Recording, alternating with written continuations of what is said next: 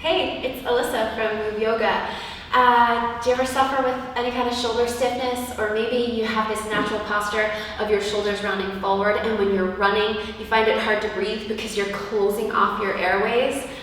Let me show you a tip to help open up the shoulders and start to teach these muscles here across the front of your chest and the front of your shoulders to open up so that that starts to become more comfortable than this rounding forward action that so many of us are guilty of. So you can use, I'm going to use a yoga mat for this, but you can use a rolled up towel. Try and get a big sturdy towel if you've got one, or you can use a blanket. Again, you're going to want to fold it a bit so that we get a little bit of height. So I'm going to show you, we can use, if we're going to use a yoga mat, or if you're going to, on a towel or a blanket, you probably wouldn't need to unroll it much. But if you're using a yoga mat, you might find that if it's all the way rolled up, that might be a lot of sensation for you. So all you need to do if you are using a yoga mat is to just unroll it until it's comfortable enough for you, okay? So I've done this before, so I'm going to use my mat all the way rolled up so that you can see what this looks like.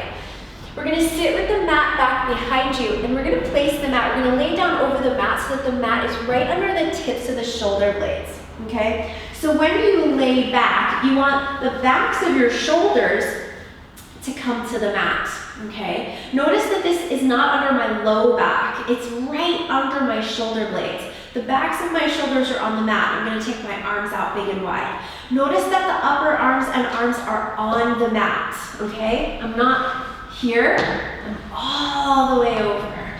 Arms over the mat, you could take goalposts, or you can keep the arms out wide, whatever feels better for you.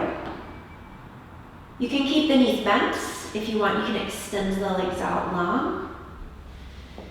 And if I were you, I'd close the eyes and I'd just hang out and take a few moments or minutes